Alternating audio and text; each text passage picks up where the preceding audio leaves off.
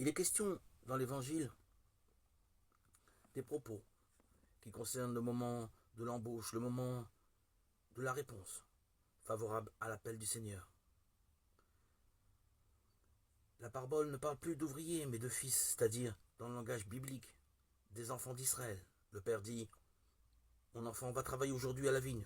Plus qu'un ordre, c'est une invitation à participer au royaume. Pour le Fils, ce ne peut être qu'une corvée, mais un honneur et une responsabilité. L'auditeur lui-même comprend qu'il est libre d'accepter ou de refuser la grâce de travailler dans la vigne du Seigneur. Le premier fils répond ne pas vouloir y aller, mais il va tout de même. Son repentir le fait changer. Le prophète Ézéchiel l'annonce déjà. Le méchant vivra s'il se détourne du péché. Le second répond positivement avec déférence, mais n'y va pas. Ce que Jésus souligne dans cette parabole, c'est que le moment est venu de passer de l'obéissance à la foi.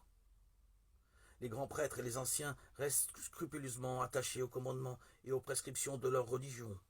Ils perdent les meilleures places au profit des pécheurs, des prostituées. La lie de la société, parce qu'ils refusent de suivre la voie du salut proposée par Jésus et annoncée par Jean le Baptiste. Ils laissent leur place à un peuple nouveau de croyants. Ils disent, mais ne font pas. Or Jésus nous avertit dans le sermon sur la montagne, ce n'est pas en me disant Seigneur, Seigneur, qu'on entrera dans le royaume des cieux, mais c'est en faisant la volonté de mon Père qui est aux cieux. Matthieu 7, 21. Cette volonté du Père, saint Paul l'explicite dans sa lettre aux Philippiens. Il faut rechercher une unité à la suite du Christ. Jésus, qui a pris la condition de serviteur. Le mystère de l'abaissement du Verbe dans notre chair, dans notre histoire, obéissant à l'amour jusqu'à la mort de la croix, lave toutes nos désobéissances et ouvre au salut. Croire en la parole, se repentir et agir en frère, telle est la voie du royaume de Dieu, qui est l'œuvre et à l'œuvre dès aujourd'hui. L'homme et la femme sont créés à l'image et à la ressemblance de Dieu. Cette vérité essentielle, ontologique, est révélée dès les premières lignes de la Bible. Genèse 1, 26. L'image de Dieu est inscrite au fond de chaque être humain. Elle est donnée, elle est indélébile. La ressemblance de Dieu s'acquiert, c'est le but et le sens de la vie de l'être humain, que de grandir dans sa condition de fils et de fille de Dieu. Chacun dans sa forme spécifique, unique. Nous sommes créés et donc aimés, chair et esprit. Dans la forme, le fini, le visible, et dans l'être, dans l'infini, l'invisible.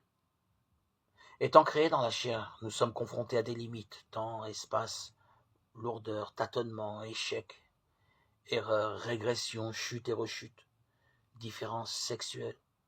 Chaque être humain va en outre se heurter à ses limites personnelles spécifiques à sa forme d'intelligence, à ses fragilités, à son passé, à sa famille, à la réalité de l'autre, à sa différence qui peut être vécue comme une menace, une opposition ou une complémentarité. Enfin, à la réalité de l'événement. Nous allons vivre de Dieu, recevoir l'Esprit. Cependant, essayant de vivre dans l'Esprit, comment ne pas rêver que nous allons échapper à la condition humaine? Or, ce n'est pas ce que le Christ a vécu. Il montre comment vivre en fils et en fille de Dieu, en assumant et intégrant les limites de l'être humain. C'est notre difficulté, en même temps notre normalité. Trop liés à la terre, nous devenons matière. Nous croyons seulement esprit, nous nous installons dans une forme de fuite ou de rébellion envers notre condition. Dans l'un ou l'autre cas, nous ne sommes pas entiers. Il va falloir vivre ces deux pôles et les ajuster, les unifier. Vivre l'infini dans le fini. Permettre à l'esprit d'habiter notre chair. C'est le sens de l'incarnation. Seigneur Jésus-Christ, toi qui nous as appris à être miséricordieux, comme le Père céleste, et nous a dit que te voir, c'est le voir. Montre-nous ton visage, et nous serons sauvés. Ton regard rempli d'amour a libéré Zachée et Matthieu de l'esclavage de l'argent, la femme à Luther et Madeleine de la quête du bonheur à travers les seules créatures. Tu as fait pleurer Pierre après son reniement et promis le paradis aux larrons repentis. Fais que chacun de nous écoute cette parole dite à la Samaritaine comme s'adressant à nous, si tu savais le don de Dieu. Tu es le visage visible du Père invisible, du Dieu qui manifesta sa toute-puissance par le pardon et la miséricorde. Fais que nous soyons dans le monde ton visage visible. Toi, notre Seigneur, ressuscité dans la gloire, tu as voulu que tes serviteurs soient eux aussi habillés de faiblesse, pour ressentir une vraie compassion à l'égard de ceux qui sont dans l'ignorance et l'erreur.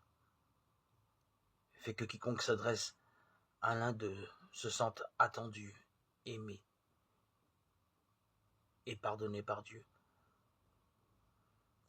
Envoie ton esprit, consacre-nous de ton onction, par ta miséricorde, Seigneur, par ta grâce, qu'avec un enthousiasme renouvelé, nous puissions annoncer aux pauvres la bonne nouvelle, aux prisonniers et aux opprimés la liberté, aux aveugles qu'ils retrouveront la vue.